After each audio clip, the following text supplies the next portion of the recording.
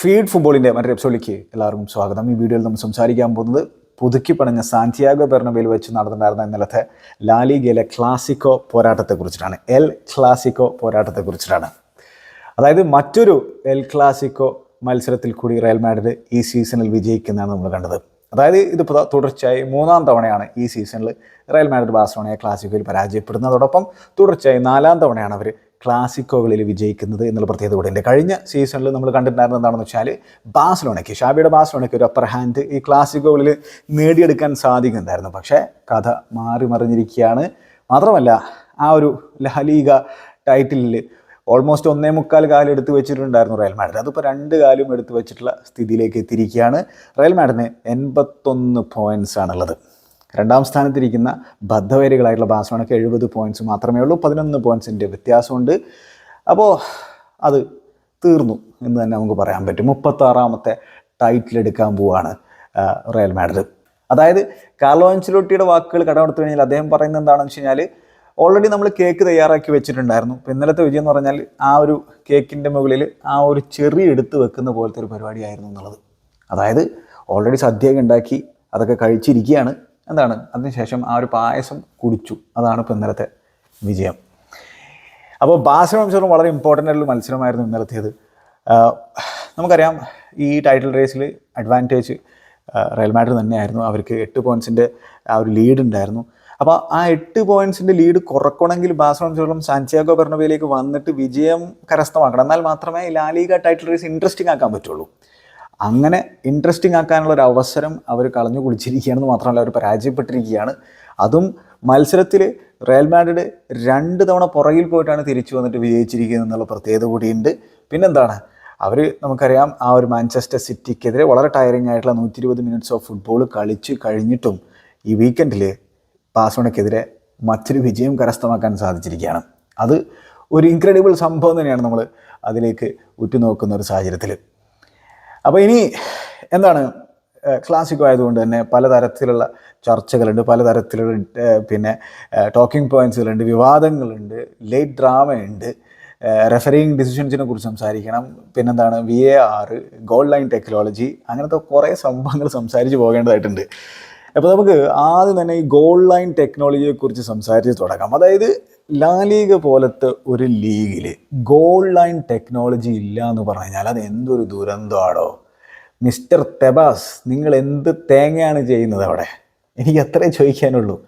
അതായത് 3.5 million യൂറോസാണ് invest ചെയ്യേണ്ടതായിട്ടുള്ളത് goal line ടെക്നോളജിക്ക്.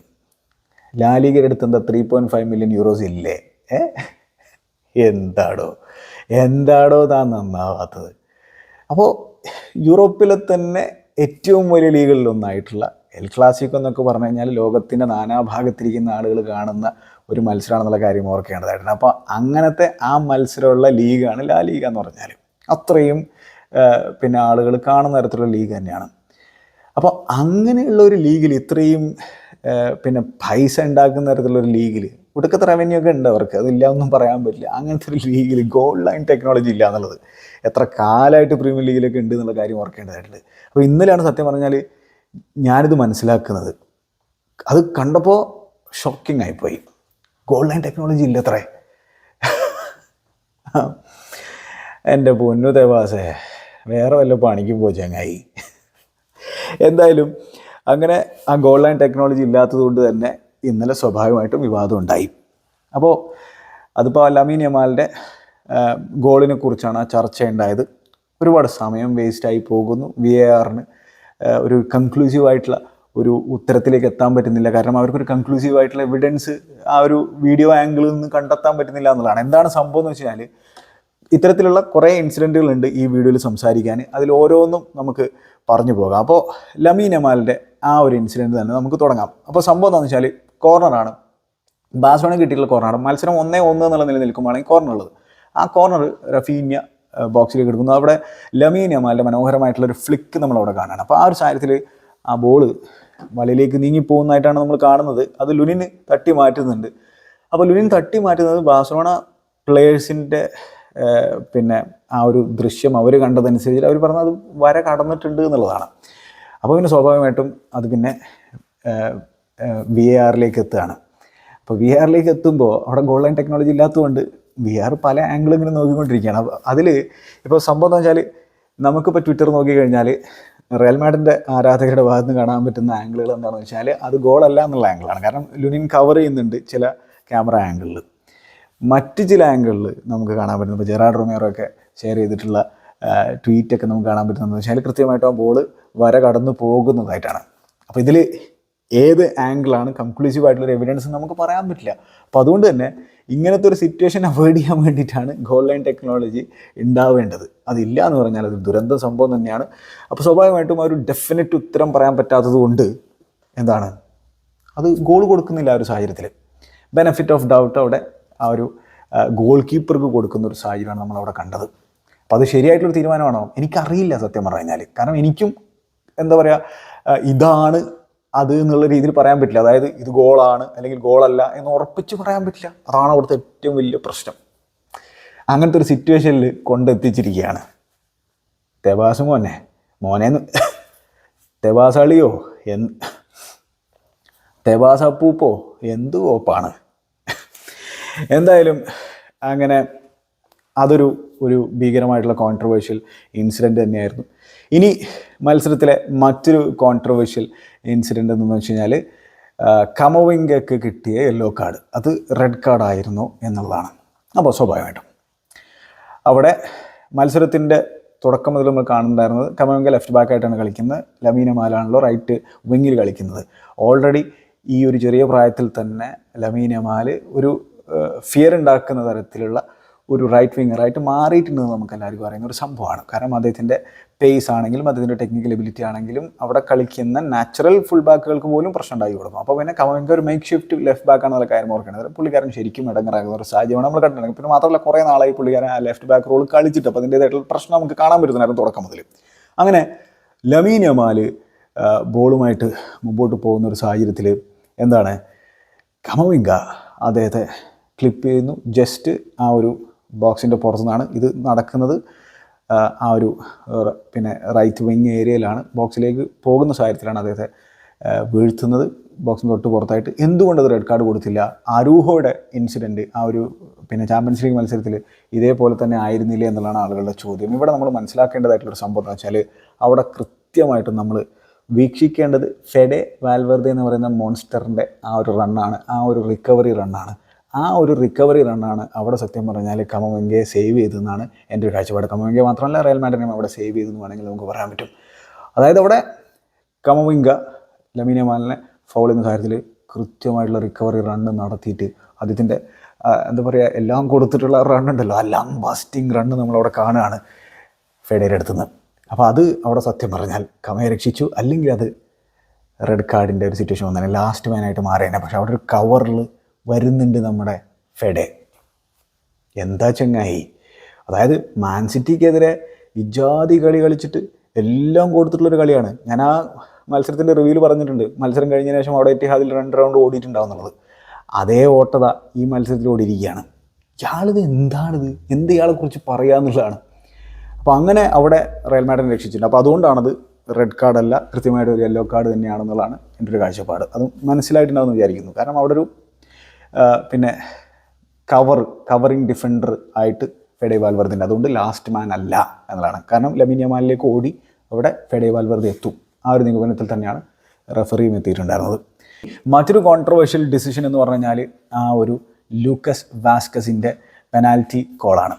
അപ്പോൾ അത് പെനാൽറ്റി ആയിരുന്നു എന്ന് വെച്ചാൽ എൻ്റെ കാഴ്ചപ്പാടിൽ അതൊരു പെനാൽറ്റി അല്ല എന്നുള്ളതാണ്. പക്ഷേ ഇത്തരത്തിലുള്ള സംഭവങ്ങൾ പെനാൽറ്റി കൊടുക്കുന്ന മുമ്പും കണ്ടിട്ടുണ്ട്. അപ്പോൾ അതുകൊണ്ട് അത് പെനാൽറ്റി കൊടുത്തതിൽ അതിശയപ്പെടേണ്ടതില്ല എന്നുള്ളതാണ് എൻ്റെ ഒരു കാഴ്ചപ്പാട്. പക്ഷെ അവിടെ ബാഴ്സലോണ ആരാധകർ ശരിക്കും ചോദിക്കേണ്ടത്, കൺസേലോ നിങ്ങൾ എന്ത് തേങ്ങയാണ് ചെയ്യുന്നത് എന്നുള്ളതാണ്. എന്താണിത്? ഇത്രയും വലിയൊരു ലയബിലിറ്റി കൺസേലോ ഒന്നും ഒരു ലെഫ്റ്റ് ബാക്ക് എന്നുള്ള ഗണത്തിൽ നമുക്ക് പെടുത്താൻ പറ്റില്ല. അതായത് ബാക്ക് എന്ന് പറയുമ്പോൾ ഒരു ഡിഫൻഡർ അല്ലേ, ആൾക്ക് ഡിഫെൻഡ് ചെയ്യാറില്ല. ഡിഫെൻഡ് ചെയ്യാൻ അറിയുന്നവരല്ലേ നമുക്ക് ഡിഫൻഡർ എന്നുള്ള ഗണത്തിൽ പെടുത്താൻ പറ്റുള്ളൂ. ആൾ ഓൺ ദ ബോൾ ഓക്കെ, പക്ഷേ ഓഫ് ദ ബോൾ രക്ഷയില്ല. ഓൺ ദ ബോളും ആളിനെ വാസ്കസ് പൂട്ടിയിട്ടുണ്ടായിരുന്നുള്ളതാണ് യാഥാർത്ഥ്യം. ഓൺ ദ ബോളും പൂട്ടിയിട്ടുണ്ടായിരുന്നു. വാസ്കസും ഒരു വിങ്ങർ ടേൺഡ് റൈറ്റ് ബാക്ക് ആണെന്നുള്ള കാര്യം നമുക്കറിയാം. അപ്പോൾ അങ്ങനെ വിങ്ങർ ടേൺഡ് റൈറ്റ് ബാക്ക് കൺസോലെ പിന്നെ അറ്റാക്കിംഗ് ഏരിയയിലും പൂട്ടി, അതേപോലെ ആളിനെ മനോഹരമായിട്ട് കുക്ക് ചെയ്തിരിക്കുകയാണ് ഡിഫെൻസീവ്ലിയും. എടങ്ങേറായിട്ടുണ്ട് കാൻസേലോ. അപ്പോൾ ഇനി ബോക്സിലേക്ക് അവിടെ വാസ്കസ് കാണുന്നുള്ള കാര്യത്തിൽ കുബാർസി വന്നിട്ട് കാല് നീട്ടി വെക്കുകയാണ്. അപ്പോൾ കാല് നീട്ടി വെച്ചിട്ടുള്ള കാര്യത്തിൽ ഇനീഷ്യലി കോൺടാക്റ്റ് ഒന്നും നടത്തിയിട്ടില്ല. പിന്നെ വാസ്കസ് എന്തെന്ന് വെച്ചാൽ വാസ്കസ് ബോൾ ചോപ്പ് ചെയ്തു.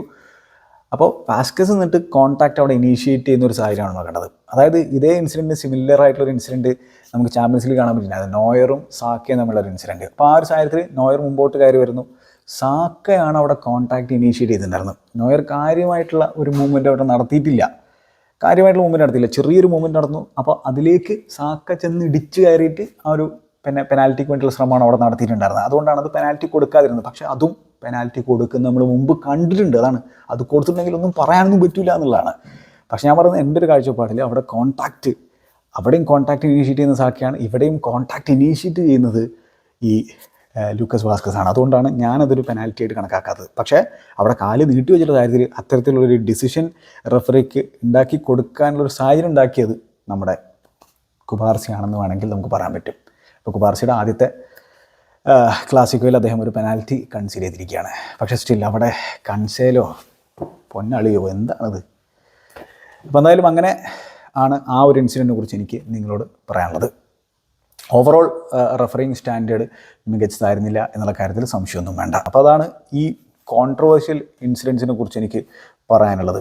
ഇനി നമുക്ക് നേരെ കാര്യത്തിലേക്ക് കടക്കാം. അതിനു മുമ്പ് ഇന്നലത്തെ എൻ്റെ മത്സരത്തിലെ മാൻ ഓഫ് ദ മാച്ചിനെ കുറിച്ച് സംസാരിച്ച് തുടങ്ങാം. 32-കാരനായിട്ടുള്ള സ്പാനിഷുകാരനായിട്ടുള്ള റയൽ മാഡ്രിഡിൻ്റെ സ്വന്തം ലൂക്കസ് വാസ്കസ് ആണ് എൻ്റെ man of the match. Lamine യമാലിനാണ് മാൻ ഓഫ് ദ മാച്ച് ഒഫീഷ്യലായിട്ട് കൊടുത്തതെന്നാണ് എൻ്റെ ഒരു ഓർമ്മ. പക്ഷേ അത് എന്തിനാണെന്ന് കൃത്യമായിട്ട് എനിക്ക് മനസ്സിലായി. ലമീൻ യമാലും നല്ല രീതിയിൽ കളിച്ചിട്ടുണ്ട്. പക്ഷേ മത്സരത്തിൽ ഹ്യൂജ് ഇമ്പാക്റ്റ് ഉണ്ടാക്കിയിട്ടുള്ള മനുഷ്യൻ എന്ന് പറഞ്ഞാൽ അത് ലൂക്കസ് വാസ്കസ് തന്നെയായിരുന്നു. അപ്പോൾ ഞാൻ ഈ ലൂക്കസ് വാസ്കസിനെ പോലെ നാച്ചോയെ പോലെയുള്ള പ്ലേയേഴ്സിനെയൊക്കെ നല്ല രീതിയിൽ റേറ്റ് ചെയ്യുന്ന ഒരാളാണ്. അതിനുള്ള കാരണം എന്ന് വെച്ചാൽ അവർ ഭീകരമായിട്ടുള്ള പൊട്ടൻഷ്യലുള്ള പ്ലേയേഴ്സാണോ? അല്ല. വേൾഡ് ക്ലാസ് പ്ലേയേഴ്സാണോ? അല്ല. അപ്പോൾ റയൽ മാഡ്രിഡിനെ പോലെ അല്ലെങ്കിൽ വലിയ ക്ലബ്ബുകളെ സംബന്ധിച്ചിടത്തോളം നമുക്കറിയാം വേൾഡ് ക്ലാസ് പ്ലേയേഴ്സ് അവിടെ ഉണ്ടാകും. പക്ഷേ അങ്ങനെയുള്ള വേൾഡ് ക്ലാസ് പ്ലേയേഴ്സുകൾക്കിടയിലും ബിറ്റ് പാർട്ട് റോള് എന്താ പറയുക, സന്തോഷത്തോടു കൂടി ഏറ്റെടുത്ത് നിർവഹിക്കാൻ കഴിയുന്ന തരത്തിലുള്ള പ്ലേയേഴ്സും ആവശ്യമാണെന്നുള്ളതാണ് നമ്മൾ മനസ്സിലാക്കേണ്ടതായിട്ടുള്ള സംഭവം. അങ്ങനെയുള്ള പ്ലേയേഴ്സും ക്ലബിൻ്റെ സക്സസ്സിൽ വലിയ പങ്ക് വഹിക്കുന്ന ആളുകളാണ്. അപ്പോൾ അത്തരത്തിലുള്ളൊരു പ്ലെയറാണ് ഈ ലൂക്കസ് വാസ്കസ്. അതേ ഗണത്തിൽപ്പെടുത്താൻ പറ്റുന്ന പ്ലെയർ തന്നെയാണ് നാച്ചോ. ഒരുപാട് മിനിറ്റ്സ് ഒന്നും അവർ ചിലപ്പോൾ കളിച്ചൊന്നും വരില്ല. മാത്രമല്ല ലൂക്കസ് വാസ്കസ് ഒക്കെ ഒരു വിങ്ങറായിട്ട് തുടങ്ങിയിട്ട് റൈറ്റ് ബാക്കൊക്കെ ആയിട്ട് കളിക്കുന്ന സാഹചര്യമാണ് കണ്ടുകൊണ്ടിരിക്കുന്നത്. അതായത് റയൽ മാഡ്രിഡിൻ്റെ യൂത്തിലൂടെ കളിച്ച് വളർന്നിട്ട് റയൽ മാഡ്രിഡ് സീനിയർ ടീമിലേക്ക് വരുന്നു. അതിനുശേഷം ആ ടീമിൽ എന്ത് പണിയെടുക്കാനും അവർ റെഡിയാണ്. കാരണം അത് സന്തോഷത്തോടെ ചെയ്യുന്നു എന്നുള്ളതാണ് അവിടുത്തെ പ്രധാനപ്പെട്ട സംഭവം. അപ്പോൾ നമുക്ക് വേൾഡ് ക്ലാസ് പ്ലേയേഴ്സ് മാത്രമല്ല ആവശ്യമുള്ളത്, ആ ക്ലബിനോട് സ്നേഹമുള്ള, ആ ക്ലബിന് വേണ്ടി എന്തും ആത്മാർത്ഥമായിട്ട് കൊടുക്കാൻ പറ്റുന്ന, ഏത് സമയത്തും ഏത് എമർജൻസി സിറ്റുവേഷനിലും ആ ഒരു ഗ്രൗണ്ടിലേക്ക് ഇറക്കി വിടുമ്പോൾ ടീമിന് വേണ്ടി എല്ലാം കൊടുക്കാൻ തയ്യാറായിട്ട് വരുന്ന പ്ലേയേഴ്സിന് ആവശ്യമുണ്ട്. അത്തരത്തിലുള്ള പ്ലേയേഴ്സാണ് അവർ. അപ്പോൾ അത് ഏത് ക്ലബിനും ഇങ്ങനെയുള്ള പ്ലേയേഴ്സിന് ആവശ്യമുണ്ട്. അതുകൊണ്ട് ഞാൻ ഇത്തരത്തിലുള്ള പ്ലേയേഴ്സിനെ കാര്യമായിട്ട് തന്നെ റേറ്റ് ചെയ്യും. ക്ലബ്ബുകളുടെ സക്സസ്സുകളിൽ ഇങ്ങനെയുള്ള പ്ലേയേഴ്സിനും കാര്യമായിട്ടുള്ള പങ്ക് വഹിക്കാനുണ്ട്.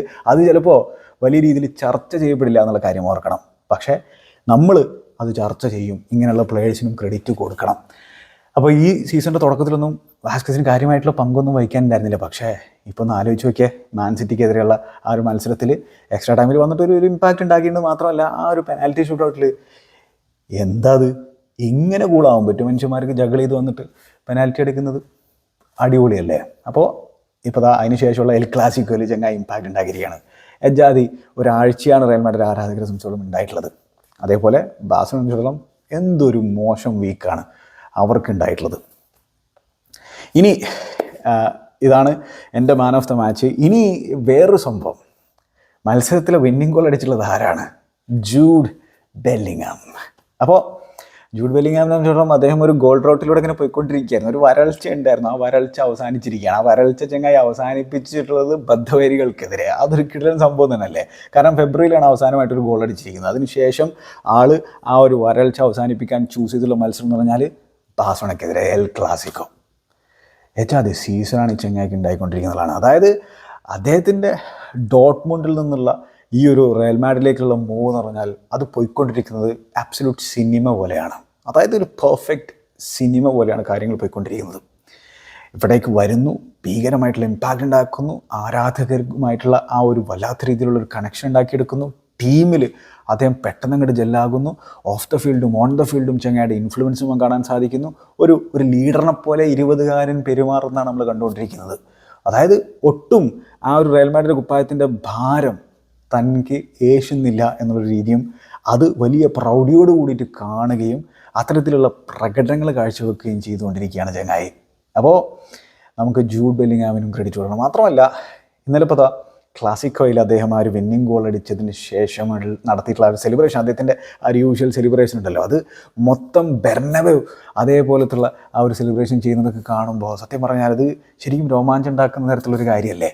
മാത്രമല്ല 12 വർഷങ്ങൾക്ക് മുമ്പ് ഇതേപോലെ ഒരു ഏപ്രിൽ 21 സാക്ഷാൽ ക്രിസ്ത്യാനോ റൊണാൾഡോ എൽ ക്ലാസിക്കോയിൽ വിന്നിങ് ഗോൾ അടിച്ചതിന് ശേഷം ആ ഒരു കാമ എന്നുള്ള ആ ഒരു സെലിബ്രേഷൻ നടത്തിയിട്ടുണ്ടായിരുന്നു. അതിനുശേഷം 12 വർഷങ്ങൾക്ക് ശേഷം മറ്റൊരു ഏപ്രിൽ 21 ജൂഡ് ബെല്ലിംഗ്ഹാം ഇഞ്ചുറി ടൈമിൽ എൽ ക്ലാസിക്കോയിൽ സാന്റിയാഗോ ബെർണബേയിൽ വിന്നിങ് ഗോൾ അടിച്ചതിന് ശേഷം അദ്ദേഹത്തിൻ്റെ ആ ഒരു ട്രേഡ് മാർക്ക് സെലിബ്രേഷൻ നടത്തിയിരിക്കുകയാണ്. അതിനു മുമ്പൊരു കിടിലൻ ഡാൻസ് മൂവ് ഉണ്ടായിരുന്നു വാസ്കസുമായിട്ട്. അപ്പോൾ അതൊക്കെ റയൽ മാഡ്രിഡ് ഫാൻസ് സംബന്ധിച്ചിടത്തോളം ഒരു രക്ഷയില്ലാത്ത ഗൂസ് ബംസ് കൊടുക്കുന്ന തരത്തിലുള്ള സംഭവങ്ങളാണെന്നുള്ള കാര്യത്തിൽ യാതൊരു സംശയം വേണ്ട. ഇനി ജൂഡിൻ്റെ ഇമ്പാക്റ്റ് ഈ വിന്നിങ് ഗോളിൽ മാത്രമാണോ? ചങ്ങായി ഓൾ ഓവർ ദ പിച്ച് ഉണ്ടായിരുന്നു എന്നുള്ളതാണ്. അതായത് വൺസ് അഗൈൻ ഈ ചങ്ങായി 120 മിനിറ്റ് ഫുട്ബോൾ മാൻ സിറ്റിക്കെതിരെ ആ ഒരു ഗെയിമിൽ അത്രയും ടെൻസ്ഡ് ആയിട്ടുള്ള, അത്രയും ഫിസിക്കലി എക്സോസ്റ്റിംഗ് ആയിട്ടുള്ള ഒരു മത്സരത്തിന് ശേഷം വളരെ കൂളായിട്ടുള്ള ആ ഒരു പെനാൽറ്റി, വളരെ ഇമ്പോർട്ടൻ്റ് ആയിട്ടുള്ള ആ ഒരു പെനാൽറ്റിയും ആ മത്സരത്തിലെടുത്തുള്ള മനുഷ്യനാണ്. അപ്പോൾ അങ്ങനെ എന്താ പറയുക, ഫിസിക്കലി ഒക്കെ ടയർഡായിട്ട്, പക്ഷേ മെൻ്റലി ഒരിക്കലും ടയർഡാവില്ല. കാരണം അത്തരത്തിലുള്ളൊരു ഹൈ ആണ് ആ ഒരു മത്സരത്തിൽ വിജയിച്ചതിന് ശേഷം കിട്ടുന്നത്. അപ്പോൾ സ്വാഭാവികമായിട്ടും ആ ഒരു ഹൈയിലാണ് റയൽ മാഡ്രിഡ് ഈ മത്സരത്തിലേക്ക് വരുന്നത്. ഫിസിക്കലി പ്ലെയേഴ്സ് ടയർഡാണ്, പക്ഷേ മെൻ്റലി ഒരിക്കലും ടയർഡാവില്ല എന്നാണ് ഞാൻ പറയുന്നത്. അപ്പോൾ അങ്ങനെ ആ ടയർഡ്നെസ്സൊക്കെ മത്സരത്തിലൊക്കെ നമുക്ക് കാണാൻ പറ്റുന്നുണ്ട്. അവിടെ ഇവിടെയൊക്കെ ആയിട്ടുള്ള ലൂസ് പൊസിഷനും കാര്യങ്ങളൊക്കെ നമുക്ക് കാണാൻ പറ്റുന്നുണ്ട്. പക്ഷേ ജൂഡ് എന്നിട്ടും അൺബിലീവബിൾ വർക്ക് റേറ്റ് ആണ് ഈ ഒരു മത്സരത്തിലും പ്രൊവൈഡ് ചെയ്തിട്ടുള്ളത്. അപ്പ് ആൻഡ് ഡൗൺ നമുക്ക് അദ്ദേഹത്തെ കാണാൻ പറ്റുന്നുണ്ടായിരുന്നു.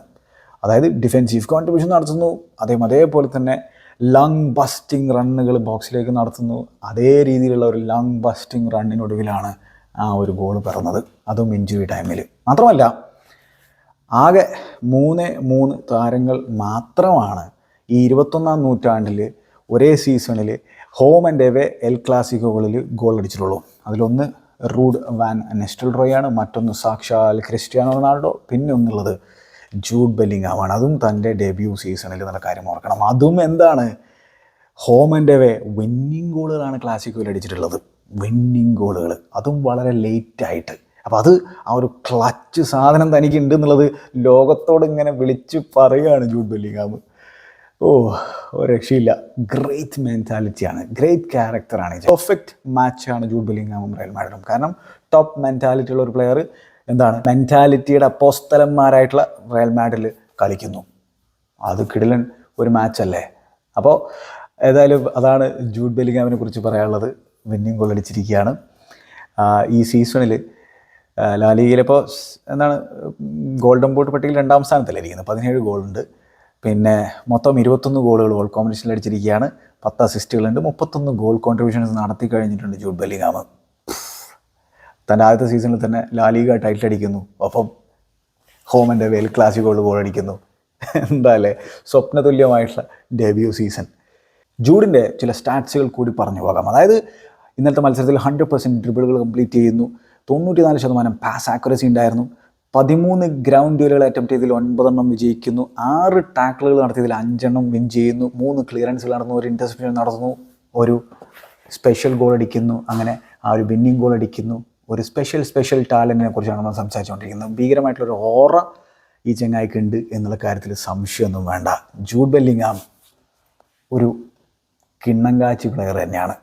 അവിടെ നിൽക്കട്ടെ, മത്സരത്തിലെ ബാക്കിയുള്ള സംഭവങ്ങൾ, തുടക്കം മുതലുള്ള ഇൻസിഡൻറ്റുകൾ, ഗോളുകൾ വന്ന വഴി, അതിനെക്കുറിച്ചൊക്കെ നമുക്ക് അടുത്ത പാട്ടിൽ സംസാരിക്കാം. അതിനായിട്ട് വെയിറ്റ് ചെയ്യൂ. Good bye.